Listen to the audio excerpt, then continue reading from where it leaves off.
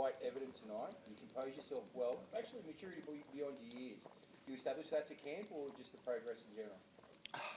It was not part of the plan to get dropped, I might say. But yeah, I feel like I improved a little bit. I did a little bit better. There's still a lot of things to work on. There's still a lot of I had to kind of compose myself a little bit more. I was a little bit rattled in that fight, but overall, I give myself like a C+. Yeah. What went through your head when you're on the canvas in that first round? Honestly, shit. That was like the first word that came to my head.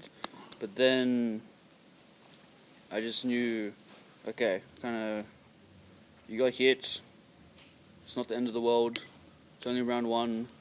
The party's just begun. And yeah, kind of get your shit together. Let's get going.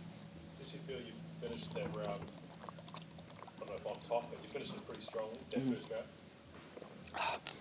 Honestly, I don't even remember. Yeah, it was good. Yeah, I'm pretty sure I did like a little bit better at the end. And what time was the knockout? Was it like first minute, first 2 minutes? About a minute. Yeah, I think about halfway through. Yeah. It always happens. I always get hit with a shot first, first round. It's always a big shot that comes in. It was his Gachet moment. Yeah, like Belbin got me with a really good right hook. Bomber got me with two good right hands. Yeah. Brubaker, I don't know if he got me with one in the first round. He did? Yeah. Yeah, he did. Thanks. He's here somewhere. Jack's here. Yeah, that's right. And what's his name? Biggs got me as well. Yeah. Did you feel like you were just too strong for him? It seemed like when he tried to get into a trade with you, you were just way too strong. It didn't feel like I was way too strong, but I felt that I just felt a weakness in his like core, in his upper body, and I feel like I could kind of push him around a little bit when we got in close. But there was never like a thought that I'm stronger than him. I can kind of destroy him like physically. I was always just trying to catch him as he was catching me, as he was trying to catch me. Did you know that he was pretty badly hurt into that fifth round? Like it kind of seemed like I know his hand, holding his hands low. I don't know if it was his body or I think. Oh well, after round 4, when I hit him with 50 punches in the side of the head, I kind of figured that he's hurt. So yeah, maybe. But I didn't notice the hand, no, not at all. What was your corner saying to you throughout the fight? Round 1, stay composed, it's okay, it's just first round. Breathe, stay relaxed. Start boxing, stop trading with him, just box smart. And then when the mouth guard came out, my uncle was like, "Why the hell did you stop? You should have kept going. Like, what's wrong with you?" My grandpa as well. Yeah, so yeah, that was a little bit of a missed attempt by me, but you live, you learn. You said in the post-fight interview with Ben Damon that it was a hurdle, but speaking to you and watching the lead-up beforehand, it felt more like a mountain that you had to climb, a personal mountain. Is that fair? I was climbing Kosciuszko. Yeah, so. Now I'm at the top of Kosciuszko, and now we're looking for the next mountain to climb. Fortunately, it's not in Australia, but yeah, I don't know where I was going with that. But Glenn, you guys get the... first? No, I really didn't. He was clear-eyed. There was no panic. He got up straight away and, like you said, shit. Much like Tim with Gachet, that little shit moment. He did get me with a shot in the third round, I think. No, not an uppercut, a straight right as well. That kind of rattled me, and my legs kind of got a little bit dizzy for a second. But yeah, he didn't capitalize on it. Same as Bomber. Bomber got me with a good shot, but didn't capitalize on it. Why do you think that was? Why do you think he didn't capitalise when he had that opportunity? Maybe he just didn't sense it. Maybe my facial expressions, they didn't show that I was hurt or something. But yeah, maybe I just got a good poker face. Glenn said he didn't think you were hurt when you were dropped in the first round. It wasn't that I was hurt. I was just rocked. He got me with a very clean shot that kind of just buckled my legs. Harder than a shot that he got me with in that first sparring though. The sparring that we had, that was just a... It was a tap. Yeah, it was a tap and I was just off balance, but that was a good shot, I give him that. Yeah. when the tide did turn, the momentum did change, and you were pushing the point, and it seemed like the bell was just taking forever to come through. Did you, when you came out in the next round, did you decide to pick your shots a little bit more and not rush it? Is that why you gave him a little bit more space? That was round 5, I think. No, my uncle just told me, don't rush it because you're gonna gas yourself out. You're already a little bit tired. Don't try and overdo it. He's tired as well. Don't forget that. His head's probably spinning. You're probably just breathing heavy, but his head's spinning. So take your time. He's gonna make some more mistakes and capitalize on that. I don't know if you heard it, but B suggested you were going to be the one that was fading and gassing into the later rounds. How did it feel to break it down like you did? That's true. That's how it feels. Yeah, no comment. Oh, hello, George. Oh, George. Can I have another water, by the way? By any That was chance? the only spell I had something else. Okay. George, the performance. Talk on that for us. Speak on that. Unbelievable. I think it lived up to the hype. The hype leading up, everyone talked 50-50. Anything can happen. Both got power. They both showed it tonight. But Nikita, in particular, to be able to bounce back from that first round and show what he had. He's a sick-minded person who likes to do things a tough way, but he's an absolute pleasure to watch. So really proud of him, and that's why he's the star of the show. Did you age 5 years in the first round? I did. No, I didn't. I was sitting next to Timmy actually. So Timmy was calm, so I felt calm. You know, if he had every faith in him, I had every faith in him. So I mean, the Tszyu family, they know boxing, they know what's happening. So I like to keep people on edge. yeah, you did that. You did that. You Nikita, mentioned Vegas. So is that something you'd want that much? Oh, no, he's already said it. We're going. George, just make it happen. Where's Matt? Matt's hiding in the Business background. class, please. Matty. Business class, please.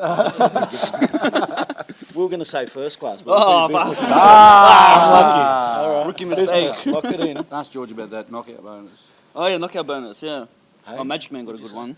Yeah, he did. No, pretty good one there tonight. yeah. I mean, the whole night there was some big performances tonight, but I think to top it off like that, you can have some great fights, you can have a great undercard, but you need the star of the show to come through to finish it off, and he finished it off in fine form, and I'm sure Glenn will give him one of them cars that he's auctioning off this weekend. You talking about me? Yeah, give me a Mustang. How's his star growing now? We've seen so many stars in Australian boxing. This has been touted as the second golden age of Australian boxing. There's been so many amazing performances in the last 3 years. How's his star growing now? No, I've said about Nikita previously is that he embraces the limelight, he embraces the crowd, he embraces everything that comes with being a star of a show, and not a lot of people can do that. There's a lot of great athletes in this country who don't know how to embrace a crowd and share their character and be themselves, and he well and truly shares, who he is as a person, and he's got a very interesting character that he does share, and I think that's only going to build him as a star in Australia, because he's different to his brother. You talk about a lot of people talk about him having the name, and that's why he gets what he gets. But he can fight.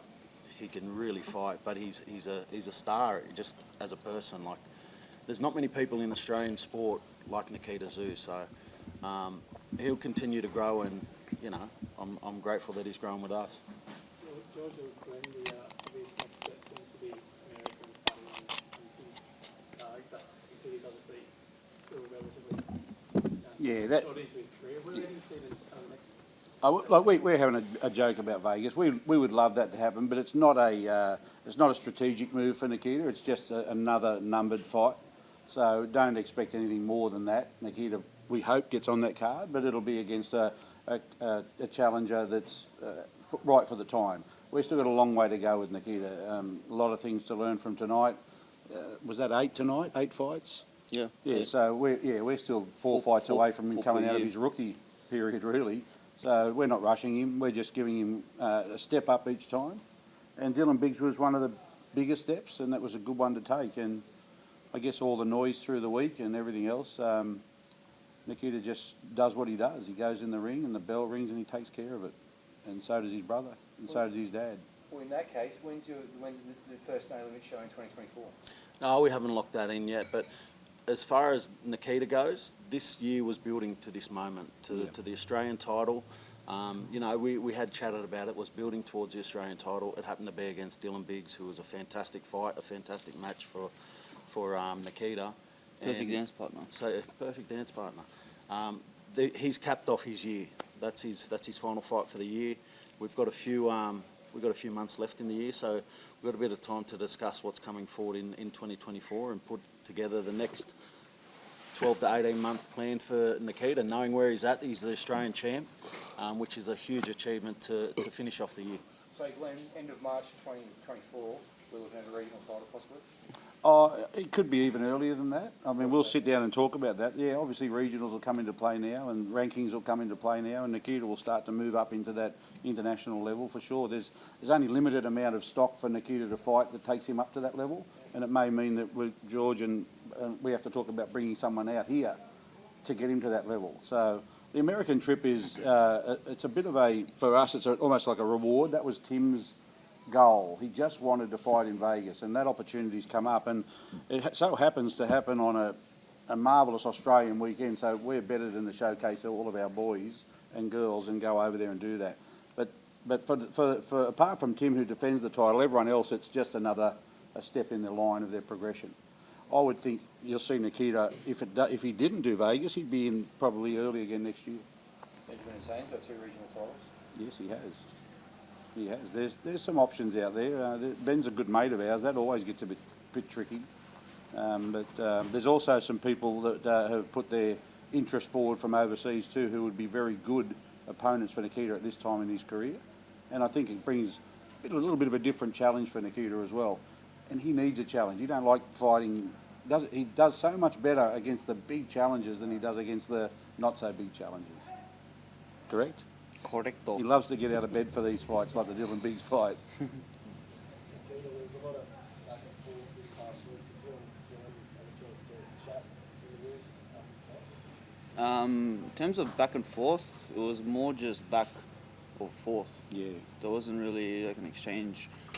The only time we really spoke was that face-off, the press conference, and that's it. Everything else, they were just shouting, and we were in a different room not listening. Yeah, well said.